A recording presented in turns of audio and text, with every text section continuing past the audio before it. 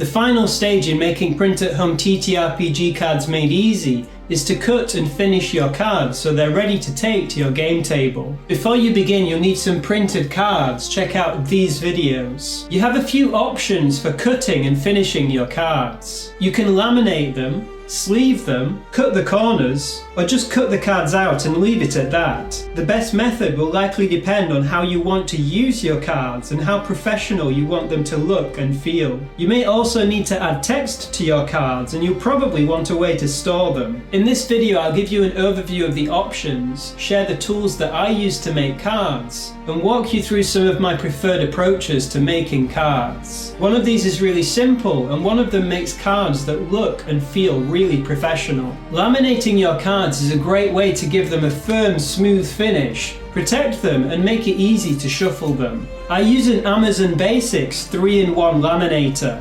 As well as being a laminator, it includes a paper trimmer and hole punch, and it comes with a corner cutter too. Sadly, you can't get it for letter size paper, but you can get an Amazon Basics laminator. I use matte laminating pouches. These give the best quality finish, and you can write over matte laminate and erase text in pencil. I've tried a couple of brands, and I'm currently using the Deskit A4 matte laminating pouches. For laminating for letter paper, Scotch matte pouches have great reviews, but I haven't tested them as I don't have a letter laminator. Using card sleeves can be an easy way to give printed cards a smooth finish so they're easy to shuffle, and it's a great way to add some protection to cards even if they're laminated. This can be a great option if cards may get damaged at the table, for example if food or drink spills are likely. Make sure you use sleeves designed for standard size cards. My sleeves of choice are Voltex Exact Fit card sleeves, which fit TTRPG Cards Made Easy cards perfectly.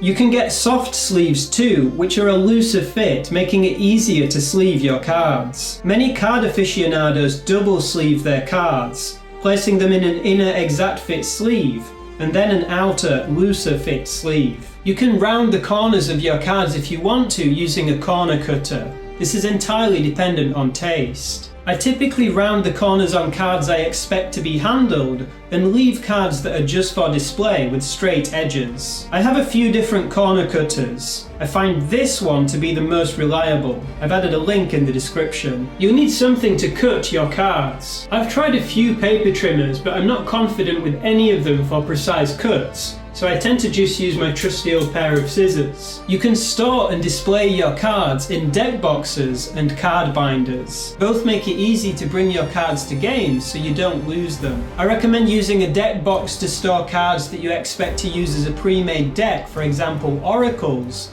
and a card binder to store any other cards. My favourite deck box is the Voltex Exotech deck box. It looks great, comes in a range of colours, has a magnetic lid, and it's water resistant. Since I don't have any pre-made decks of cards yet, I mostly use card binders at the moment. You can get binders in 4, 9 and 12 pocket variants and in a range of styles. I bring this Voltex 4 pocket folder binder to every game I play at a table to store my cards for the game, coloured initiative cards, and 3D paper minis. You can get the files to make the cards and minis yourself for free by signing up to my newsletter, link in the description. Now for the process. You have a lot of options for cutting and finishing your cards. To keep things simple, I'll describe the approaches that I use to make my cards. I use one of two main approaches. One of these is really simple and the other delivers pro quality cards. The processes are pretty similar, and I'll highlight which step applies to which process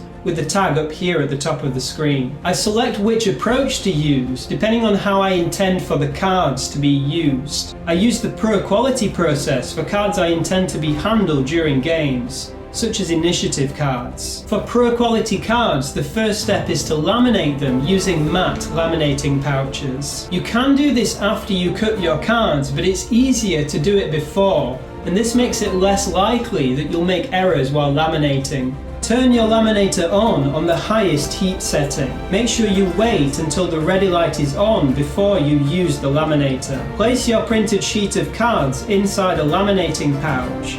Then make sure that there's no debris inside or outside the laminate sheet on both sides. When your laminator is ready, pass your laminating pouch through the laminator with the fixed end first. I like to prop up the pouch on both input and output ends using a card binder or thick book to make sure that the pouch doesn't bend. I prefer to pass cards through the laminator 2 or 3 times to make sure the laminate binds very tightly to the paper. Make sure to wait for the ready light each time. At this stage, if you really want to make your cards special, you can add holographic adhesive laminate to the front of your cards. You could add it to both sides or use holographic laminating pouches, but holo laminate is expensive and I prefer to keep card backs looking the same in case you need to shuffle them. I've added links to some holo laminate products in the video description and pinned comment. To add holo laminate to your cards, separate the laminate from the protective paper and carefully stick it to your cards. Take your time with this and be careful with it so you minimize air bubbles. You probably want to make sure you're doing this with 8 cards at a time because the laminate is pretty expensive. Here I'm doing it with a set of colored initiative cards. Now comes cutting. Cut your cards out with the front of the cards facing you.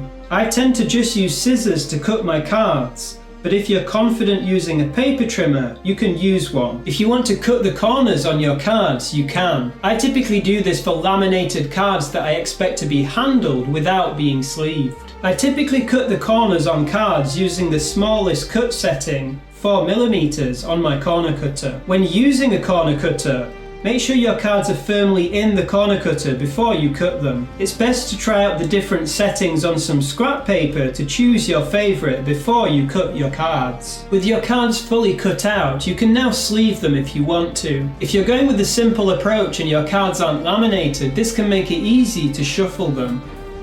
It can also help protect your cards. TTRPG Cards Made Easy cards are standard size, 2.5 by 3.5 inches, so make sure you get the right size sleeves. I prefer using exact fit card sleeves, but you may prefer using looser fit ones. If you want to double sleeve your cards for extra protection, first sleeve them in an exact fit sleeve, and then in a loose fit sleeve. There may be places where you can add text to your cards after you've created them, such as title banners on coloured initiative cards, or non-permanent info such as hit points or armor class on custom cards. If you left your cards unsleeved and used matte laminate, you can add text to your cards and erase it in pencil. If you used holo film, you need to use a dry wipe marker instead. If you sleeved your cards, you can either add text to the cards themselves or use a dry wipe marker to add text to the card sleeve. To store your cards, consider using a deck box or card binder. I recommend using a deck box to store any sets of cards you expect to use as a pre-made deck, and a card binder to store any other cards. As I showed you earlier, I use this 4-pocket card binder as part of my standard session toolkit. For a big deck of cards like an Oracle, I'd likely use this deck box to store them, but I don't have a big deck of cards yet. I've been playing a lot of Adventure League games recently, and I go to sessions with about 8 cards for my characters. One for the GM with passive stats, one for me with saving throws, and then one for each of the other players with general identity information about my character. I've been storing these in prototype print-at-home custom deck boxes. These let you change the images on the front and back and the colour on the sides of the deck box, and they're likely to become TTRPG Cards Made Easy products in the future. The first time that I made cards at home, I was amazed by how professional you can make them look and feel. What do you think? Are you as hyped as I am to bring cards to your gaming table? Let me know in the comments and make sure to subscribe so you don't miss out on more print-at-home creations to bring to your table.